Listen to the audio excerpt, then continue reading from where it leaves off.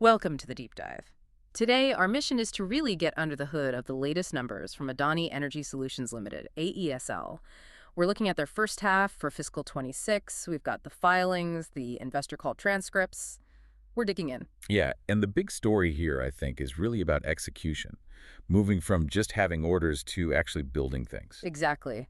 AESL has this absolutely massive pipeline, tens of thousands of crores. So the question is, how quickly are they actually converting that into, well, assets that make money? And what's the strategy behind that speed? Because speed often comes with challenges. Right. So let's start with maybe the standout number. What really jumps out? Well, for me, it's the adjusted profit after tax, the PAT. If you look at it the right way, it grew 42% in the first half of FY26. Okay, 42%. That's huge for a utility scale business. Right. But you emphasized adjusted. Why? What needed adjusting?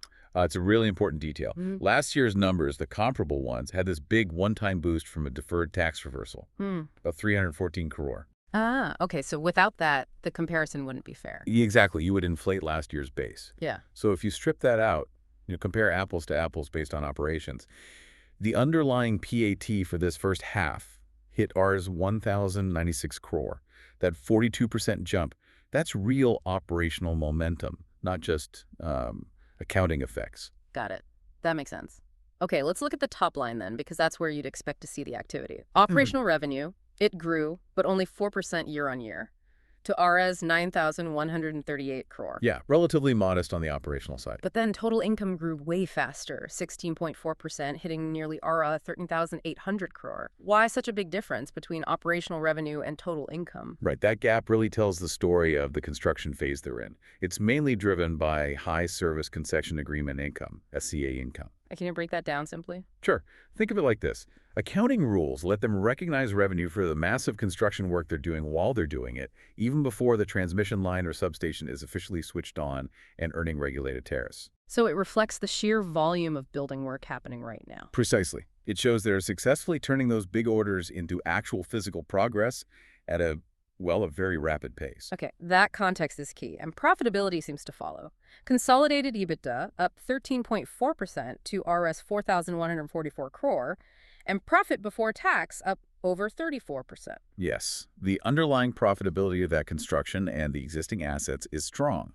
It underlines that even this pre-commissioning phase is contributing well. But the real indicator of future growth has to be the capital expenditure, right? The CapEx. Absolutely. And the numbers here are just striking. CapEx in the first half was Rs 5,976 crore. That's 1.36 times more than the same period last year. Wow, nearly 6,000 crore in 6 months. That's serious investment. It really is. They're not tiptoeing around. They're in full-blown build mode. And didn't management say this is just the start? That the second half of the year, H2, will be even bigger? That was a major point in their guidance. They expect the bulk of the asset capitalization and therefore the earnings boost to hit in H2 FY26.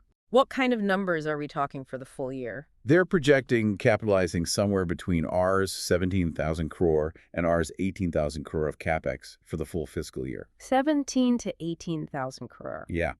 And once those assets are commissioned, they estimate it'll add about Rs 2,800 crore to their annual EBITDA. Okay, that's a massive, tangible step up in earnings potential they're targeting. It connects back to that high SCA income we talked about. Exactly. It shows the scale of value creation they're aiming for in the very near term. Right. Let's shift gears to the transmission business itself. This is their core historically. The pipeline looks locked in. Oh, completely. The under construction pipeline stands at just over around 60,000 crore across 13 different projects. 60,000 crore under construction. And then there's the near-term tendering pipeline, what they could bid for soon, that's estimated around Rs 96,000 crore.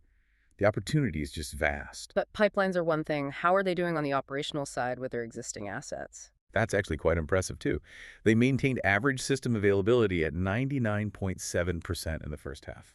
99.7%. That sounds pretty close to perfect. It is. And because it beats the regulatory requirements, they actually earned incentive income about Rs 59 crore just for being that reliable.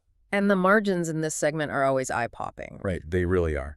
They reported an operating EBITDA margin of 93% for the transmission business. 93%. Is that normal? Or are they doing something exceptionally well? Well, regulated transmission assets do typically have very high margins once they're up and running. Costs are low, revenue is fixed, Hmm. but maintaining that 99.7% availability ensures they capture all that potential revenue plus the incentives. So it's partly the model, but flawless execution maximizes it. Okay. They commissioned a few projects already this year, like Kavda, Phase 2, Part A. What are the big ones we should watch for in the second half? The ones driving that big capitalization jump? There are three main ones to keep an eye on. North Karampura, the WRSR line that's Narendra to Pune, and probably the most significant, the Mumbai HVDC line. The HVDC line from Mumbai. When's that expected? They're targeting late December 2025 or maybe January 2026. Getting that online will be a major milestone. Now, trying to build and commission 18,000 crore worth of projects in 1 year across, 16 states? That sounds like an execution nightmare waiting to happen. What did they say were the biggest hurdles? They pointed to the two classic challenges for Indian infra projects: getting right-of-way, the road W issues, and finding enough skilled manpower. Right away. Yeah, that can grind projects to a halt. What's their specific strategy there? Just hope the government sorts it out. No, they seem quite proactive. They described a sort of parallel track approach. On one hand, they used the official government processes, Section 68 and 164 for land acquisition. But at the same time, they're directly engaging and negotiating with farmers and landowners, trying to speed things up by working both angles simultaneously. Okay, a dual approach. And the skilled labor shortage. That affects everyone, doesn't it? It does. But their solution here is, well, it's quite interesting. They're essentially trying to solve it themselves. How so? They've launched their own dedicated training facility. It just started November 1st.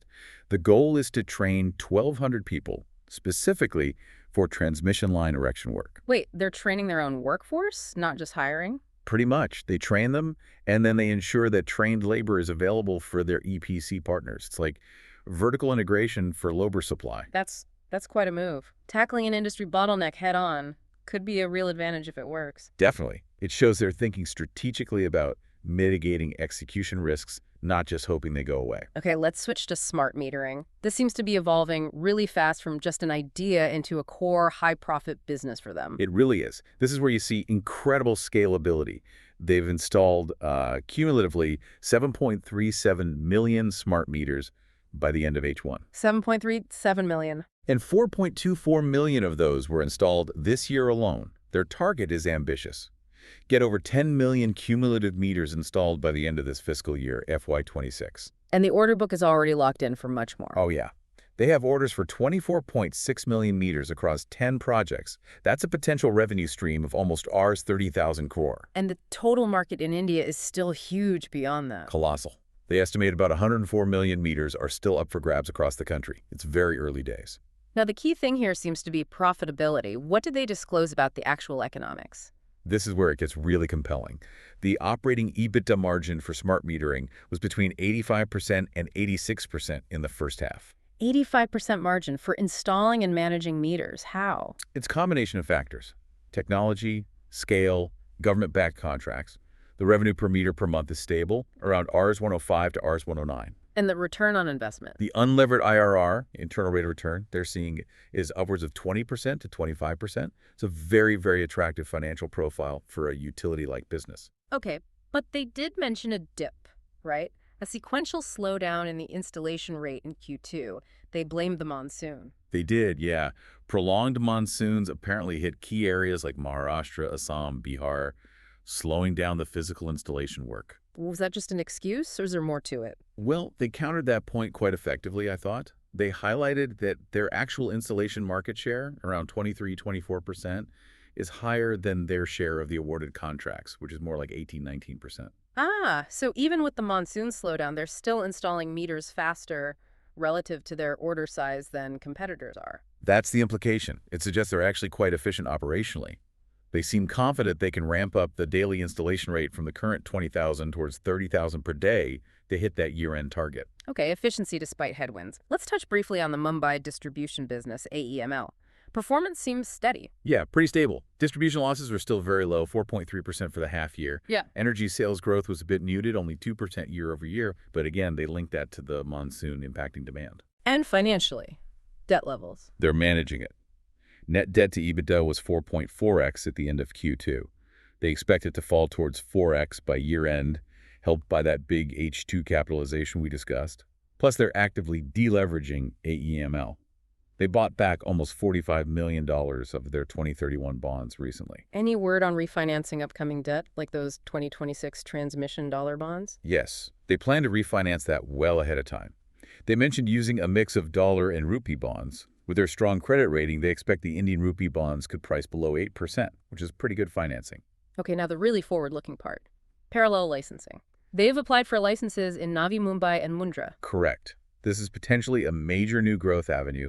The Navi Mumbai license alone could mean about Rs 10,000 crore in capex over 5 years if they get it. 10,000 crore. Now, there was some talk about regulations maybe allowing new players to use the existing wires of the incumbent utility, right? Yes, draft regulations hinted at that possibility, potentially lowering the entry barrier. But AESL isn't planning on doing that. No. They stated very clearly on the call that their strategy, even if regulations allow sharing, is to build their own parallel network in these new areas. Build their own. Why spend all that extra capex, that 10,000 crore in Navi Mumbai, for instance, if they could potentially use existing infrastructure? What's the logic? Their argument is all about service quality and reliability. They believe that in a competitive market, the main way to win customers is by offering demonstrably better service than the incumbent. And they feel the only way to guarantee that superior quality, better uptime, stable voltage, faster responses is to have full control over their own network infrastructure from end to end. So they're betting that customers will pay for or switch for premium quality, and that requires owning the wires. Essentially, yes.